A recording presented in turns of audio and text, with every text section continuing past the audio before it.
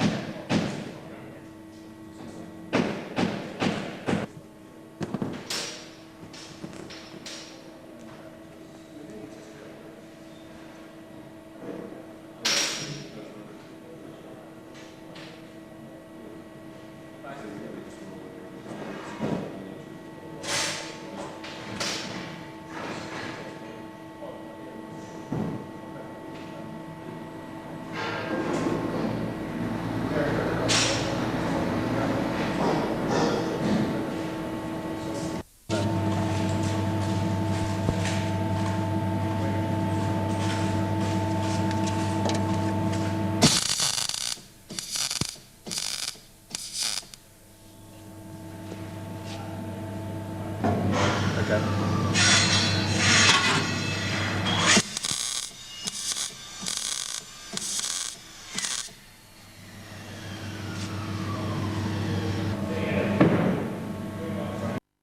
Thanks, Steve.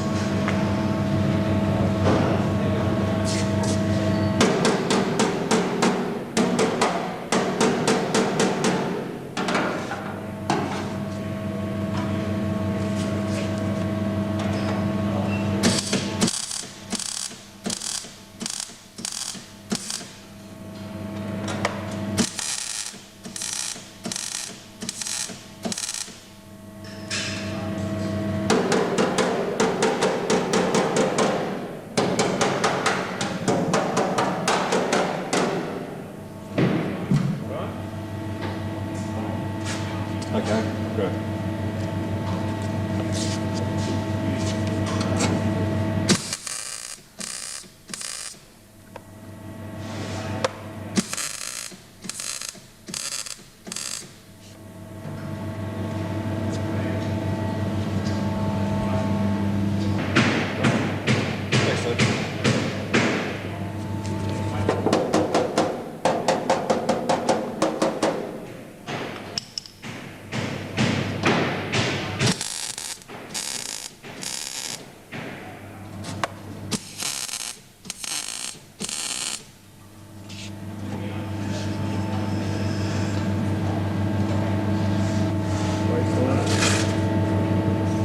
Back out of it, just bring, no, you can stay in there, just pull the nozzle back out. Mm-hmm. Okay, great. Thanks, sir.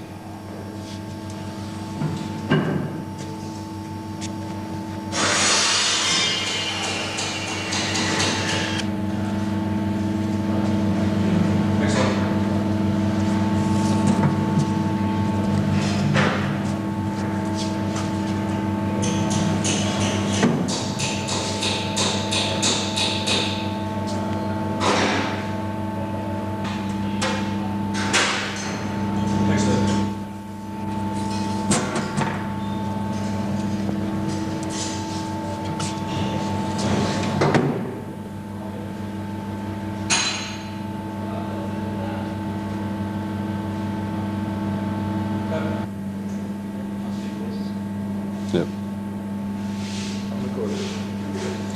Stephen, why was the GT-R actually taken back to this very, very raw state?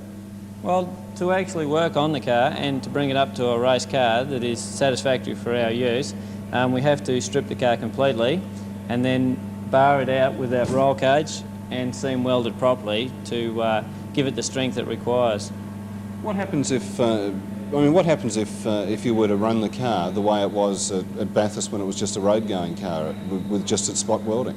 The car itself would break the windscreen in 2 laps, and the car would flex so much being a normal road car. Also, the suspension rate we put on the car makes the car work so much harder that then the car would never keep up with the load that it has to handle. How do you know where to do the welding? Is it just experience? Yeah, I've been building them for 5 or 6 years as Group A racing cars since they changed from the Group C rules to Group A rules. And it does come from experience and looking at other people's designs and looking at a car when it crashes. It's very important to me because you see a magnified load of how the cars work on the track. Now, as far as the cage itself in the car is concerned, is that there just for the protection of the driver? It has a 2-fold position. Mainly it is there to strengthen the car. We put it in there with strengthening the car in mind, but also it has to be there to protect the driver, obviously, because they do crash and we can't get around that. So it's obviously 2-fold. Now, as far as actually getting rid of the paint, actually stripping the car back to bare metal, why getting it back to bare metal? Is that important? It is. There's a lot of weight in the actual soundproofing of the car that's applied in Japan that is no use to us whatsoever. And to actually dip it in a hot caustic bath is the only way we've found to get the material off. So when you've got the car down to a shell like this and you've done your welding, what have you actually achieved then? Well, a lot of people would look at it and say not very much, but the car itself without the welding is just a road car. And it is so much more rigid with the spot welding, with the welding that I do on the car, that it adds to the strength of the roll cage. They kind of complement each other then. How long does it take to actually take the car as a road car and then get it to the point where you're happy to hand it over then for the next stage of development here in the workshop? This car will take, I've probably been on this one nearly a month and a half, and it will take another 3 weeks, probably 3 or 4 weeks, because it is the first of the run. Now once we've finished this car and we're sure that this one is going to work all right and has been put through a thorough testing program, then we'll move on and have the experience to move on to the next set of cars, which will be used mainly as our race cars. This is the test car as it is really at the moment. When you first saw it, you know, I mean, it's really quite exciting, I guess, having a new race car. What's your first feeling though when you actually think of all that work that's in front of you, because it's just ongoing, isn't it? Yes, I joined Nissan Motor Sport about 12 or 18 months ago with this car in mind, and Fred promised that this car would be happening, and I wanted to build this car from start to finish. Not I don't build it all on my own, but I wanted to build this part of the car, the roll cage, and see it work on the track as a finished article.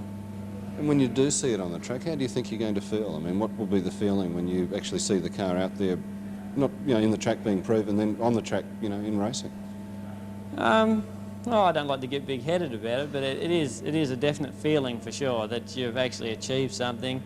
And also this level of motorsport allows you to do the things and gives you the money to do the things that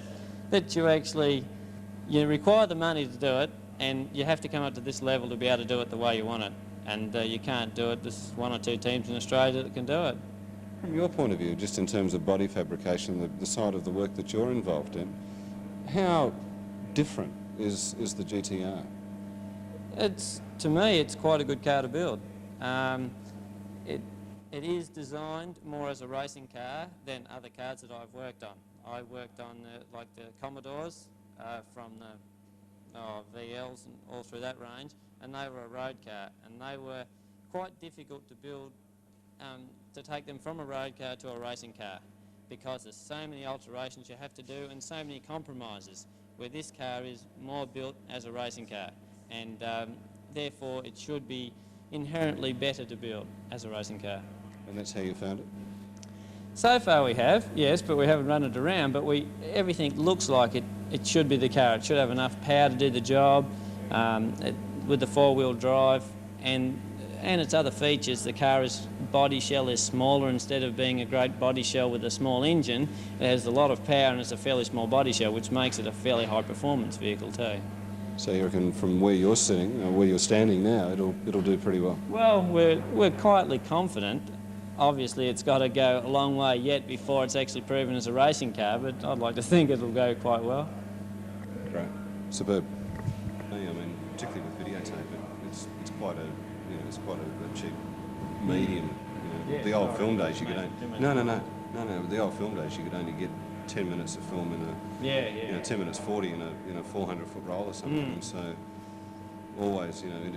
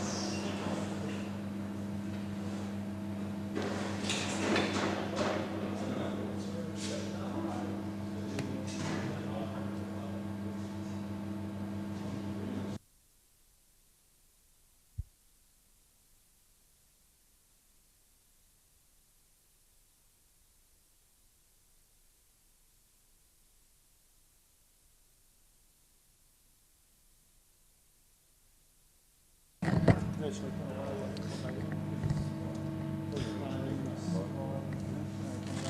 Tape 2, Graham Kavanagh production. You don't want me looking at the camera? No, no, looking at me. Yeah. I'll come in. All right there, Brian? Yep. Ivan, an enormous attention to detail goes into a race car. Not even a sump is left the way it is in a standard vehicle. No, they're all extremely modified. We have, it's all, there's a couple of reasons we modify them. There's an extra capacity of oil that we're looking for, and also oil surge problems. So, how critical is a sump to the performance of a race car? What actually happens in that sump that's different with a road-going vehicle? With G-forces that are generated, extra G-forces that are generated in the vehicle through cornering, acceleration and braking, the oil it's limited. Yeah, no, that's fine. Yeah. Well, actually, yeah, we'll come in again. Yeah.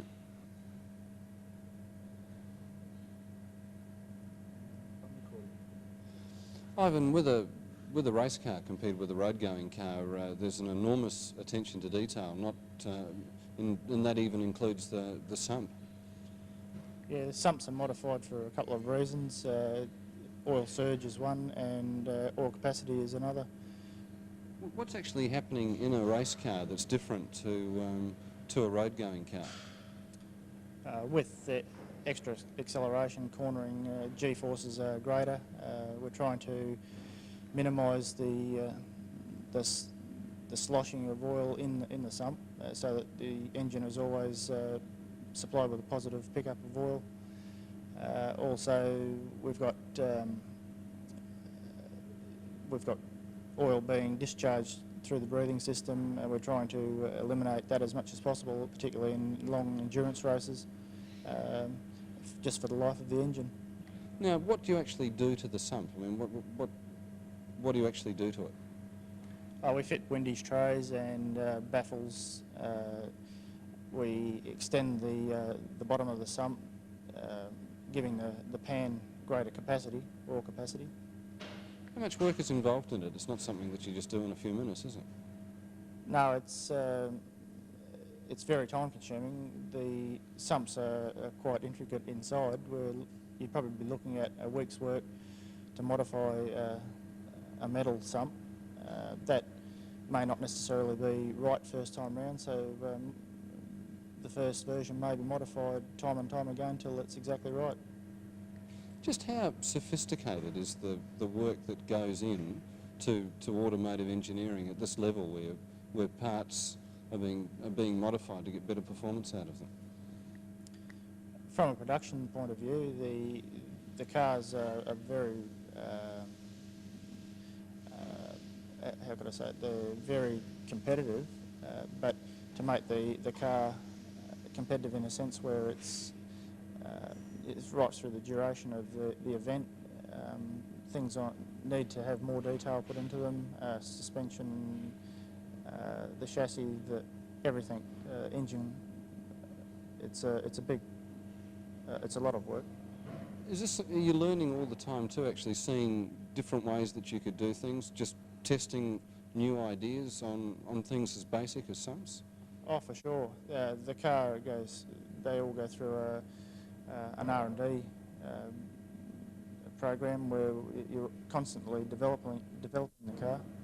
Yeah, as far as the work that you're doing on sumps, I mean, you will do this work a number of times, I guess, just to be sure that you've got it right so far as this particular sump, this particular car is concerned? That's right. You'd be lucky to get it right the first time. Great. You say when? Thanks, Alan.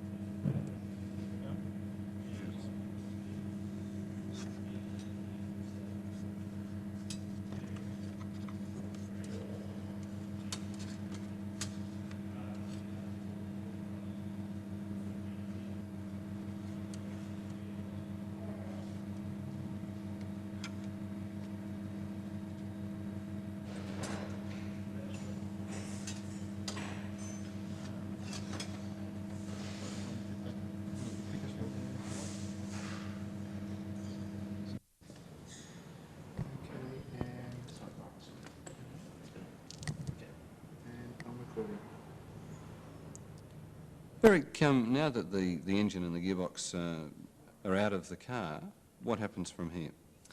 Basically, the gearbox man will come and take his gearbox away in the engine department, which is me. We'll take the engine, we'll strip it down to the bare essentials that we use, mainly the block, crankshaft, all the basic head components, retainers. We use competition valve springs and valves, and the rocker covers and those sort of accessories. We use all the standard Nissan intake manifold. We just modify for larger injectors, different exhaust manifolds and different turbos, which are all homologated for the Group A race car.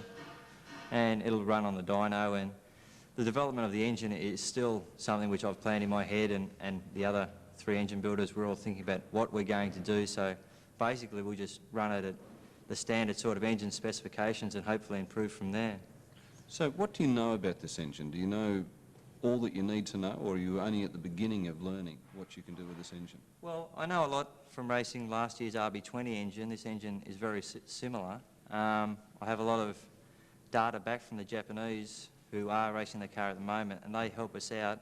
But in Australia we do things a little bit different from them. We try and do things better than them. We've got a place to start, and that's what you really need. That saves a lot of development time if you've got a point to aim and you build an engine like that, and it's supposed to kind of make so much horsepower and so much torque, and you can work from there, like up or down. At least you've got a place where you can start and you know what to expect. So what's your program? I mean, how long do you think you're going to be working on the engine for until you're happy, or will you never be entirely happy? I'm never happy.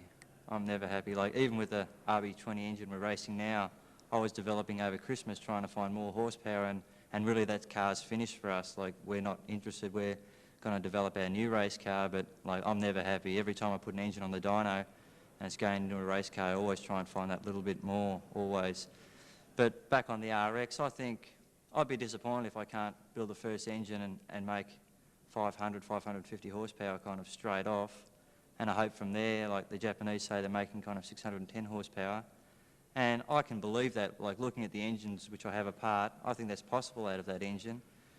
And I'd really like to see, when we seriously get the car developed and start racing it, have 650, 680 horsepower. I don't think that's unrealistic at all. Now, there's nothing in Group A racing that's delivering that kind of horsepower at all at the present time, is there? Yeah, that's true. Well, that's the good part about the car. Like, we've got the horsepower, but the car carries the weight. But it's also got the 4-wheel drive. Like the Sierras now, like the good Sierras, the Shell car, which of course is one of the best Sierras in the world, has 550, 525 horsepower, and it has a lot of trouble getting traction on the ground. And hopefully our car won't have that problem. We'll be able to just master that, get the power straight to the ground with the 4-wheel drive, and we've got the power. And the weight of the car won't be a problem, I think, because after 100 mile an hour, power to weight and all that sort of stuff is out the window. Just drag coefficient, and the Nissan car is better than that, better than this Sierra in drag. So I think it'll be a very competitive car. Eric, what's it like to be in this environment with a new engine, with the challenge in front of you of getting that kind of horsepower that no one's got before in Group A racing? How does it feel? Oh, fantastic. Like, I've always wanted to build the best race engines around. Last year I didn't really have the product to build a winning Group A car. This year I have the product. I think we have the best product. And it's just up to me now to build the fastest race engine and build the fastest car, and I love it. I thrive on it, and that's me. And I think I can do it. Great, that's fantastic. Do it cheaply. They want to stop management systems and all that sort of stuff, and that's all wrong. That's all. You need the technology. People like the technology, and people benefit, like Nissan and all the people cheap, which is easy, and it's easy to regulate. Yeah, because it wasn't for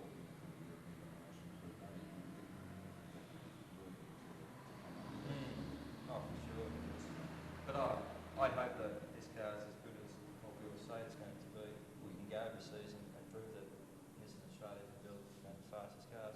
I don't think it'll be a problem.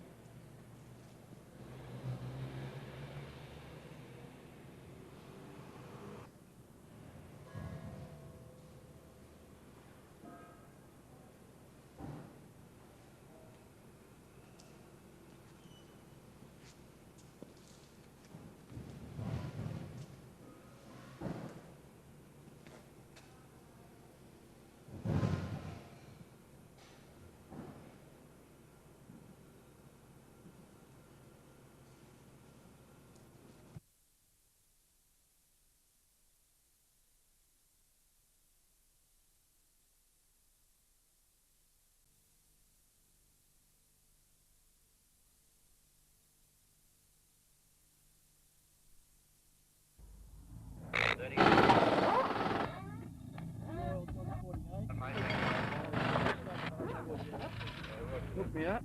No problem, then.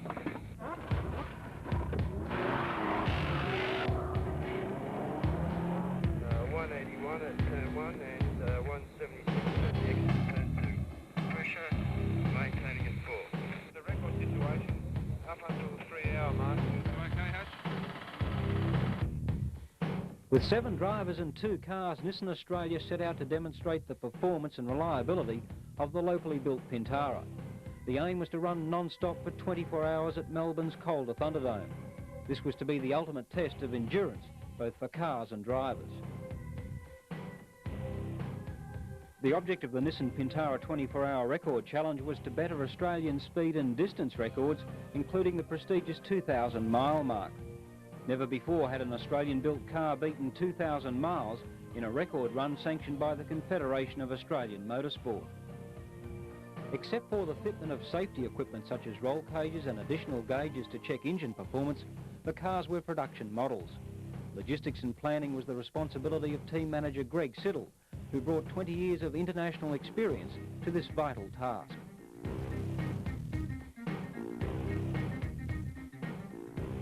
At the 4 p.m. start, the strategy of the 2-car assault was immediately put in place. Nissan Sports Saloon, the Pintara TRX, would be the sprinter, with leading drivers Charlie O'Brien, Warwick Brooklyn and Mark Larkham aiming for a series of time and distance records up to 2,000 kilometres. The red Pintara Super Hatch, with its sleek aerodynamic shape, was designated to go for the prestigious non-stop 24-hour record, aiming to smash the 2,000-mile barrier on the way to setting a new twice-around-the-clock distance record. Both cars were powered by Nissan's 4-cylinder, 2.4-litre engine, which produces 96 kilowatts with 3 valves per cylinder and electronic fuel injection. Transmissions were 5-speed manual, linked to Nissan's revolutionary viscous limited slip differential, which automatically allocates power to the wheel with the best traction.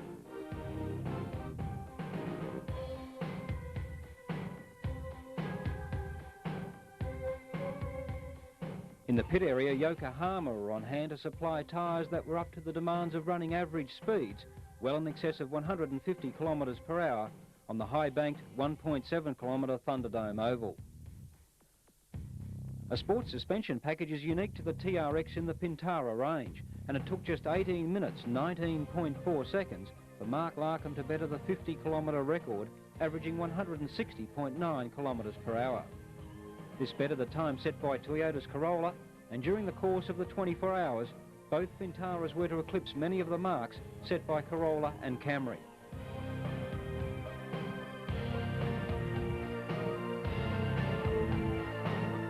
Teamwork was critical to the success of the Pintara challenge, particularly so in the Super Hatch, with motorcycle and car race Greg Hansford leading a team of 4. Hansford was joined by leading Australian motoring journalists and racers Peter McKay and Bob Jennings, with English scribe Jeff Hutchison making up this flying quartet. The team was just as slick off the track, with Greg Siddle's expert crew and Yokohama tyre technicians playing a vital role in keeping up the record-setting pace.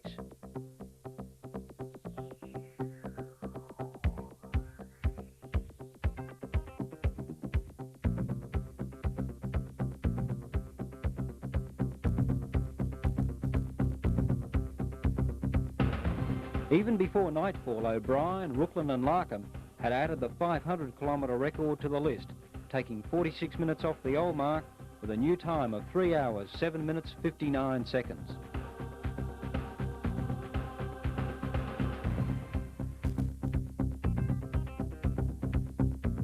As day turned to night, the pressure mounted with the 6-hour and 12-hour time records, plus the 1,000 and 2,000 kilometre distance records, all up for grabs, with Sydney Hobart yacht race winner Brooklyn confident of success. Mentally and physically no problem, and great for Nissan. You know, we come out here and we're meeting our objectives, and then we just hope it goes on through the night. The Yokohama tyres are standing up well, and the TRX and the Pintara are doing the job. And you know, we've got the drivers, we've got the team, so fingers crossed. I do a lot of communication back to the crew chief and you know, my mechanic, and just try to keep the head working, and just work on being really consistent, look at the gauges, just to keep you occupied, because if you don't do that, you can get into a bit of a trance going around here.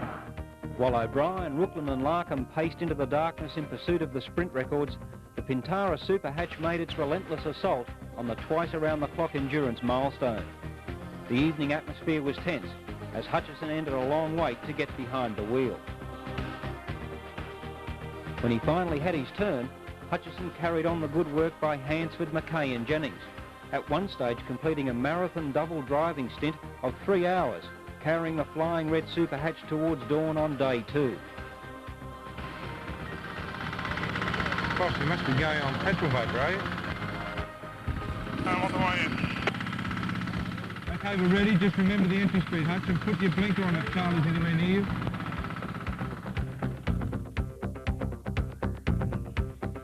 Yeah, no problem at all. Just when I went a bit wide a couple of times, I nearly got the wall at the end there when you were talking to me. How's the car, Jeff? Pretty good. Handling really well. No problem. It's going really good. The temperatures have come down now. The night's come and everything's running really good. If it carries on like that, it should make it 24 hours later. Anyway, this is here, Charles. Yeah. 6 hours, 959k, and we've beaten it by 210 kilometres, which is obviously quite substantial, although the record sales. That's very good. As bleary-eyed drivers and mechanics welcomed the dawning of a new day, 11 new Australian records were in the possession of the Nissan Pintara. But there was still the 24-hour milestone to be reached.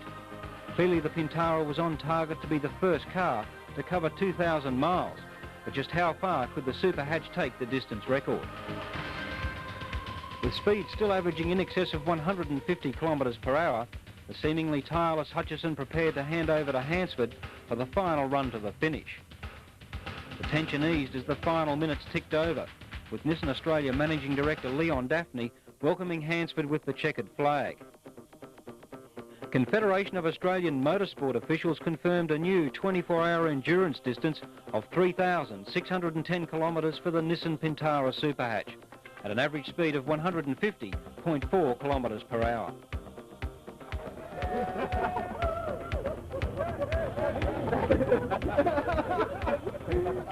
Didn't miss a beat the whole time, and we beat it to death all the way, and did nothing wrong. So all the drivers should be really happy. I think that the 15 new Australian records are certainly a very good commentary on the quality of manufacturing of this particular vehicle, and we're very pleased with it. And a lot of people at our Clayton plant will also be very pleased, and not surprised, because we're building the best quality vehicle in Australia.